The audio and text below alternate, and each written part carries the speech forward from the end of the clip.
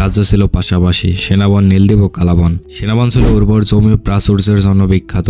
নীলদ্বীপ সমুদ্র বাণিজ্যের দক্ষ, আর কালাবন পরিচিত ছিল তাদের সাহসী যোদ্ধা ও ঘন জঙ্গলের জন্য। তিন রাজ্যের মধ্যে শান্তিপূর্ণ সম্পর্ক ছিল, কিন্তু একদিন একটি ভুল বোঝাবুঝি তাদের মধ্যে সংঘাতের জন্ম দেয়। সেনাবনের রাজা অর্জুন একদিন ঘোষণা করলেন তার রাজ্য এত উর্বর যে অন্য কারো সাহায্যের প্রয়োজন নেই। এই কথা নীলদ্বীপের রাজার কাছে অবজ্ঞাসূচক মনে হয়। অর্জুন কালাবনের রাজা হরিদাসকে বলেন নীলদ্বীপের বাণিজ্য বন্ধ করে দিলেই তাদের দুই রাজ্যের প্রাচুর্য আরো বাড়বে। লোভে পড়ে হরিদাস অর্জুনের প্রস্তাবে রাজি হয়ে যান। অর্জুন এরপর নীলদ্বীপে আক্রমণ করেন। তিন রাজ্যের মধ্যে তীব্র যুদ্ধ শুরু হয়। মাসের পর মাস যুদ্ধ চলতে থাকে এবং সাধারণ মানুষ চরম কষ্টের মধ্যে পড়ে।